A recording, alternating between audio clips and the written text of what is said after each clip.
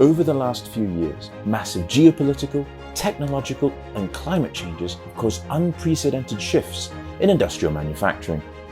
Pressure to make products smart and connected, digitize the factory and operations, create more automated and reliable supply chains, and deliver on rising customer expectations. All these present both a significant challenge and an opportunity to move beyond the status quo of incrementalism to radical growth.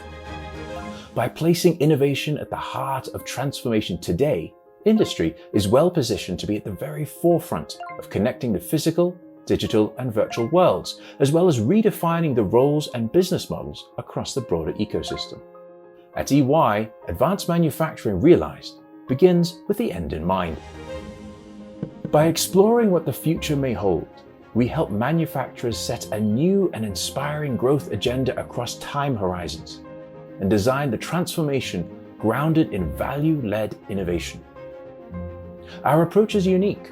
It combines the art and science of innovation, leveraging assets, tools, and data-driven insights to de-risk and test the key assumptions underpinning the future growth agenda while simultaneously addressing the core challenges that face CXOs today.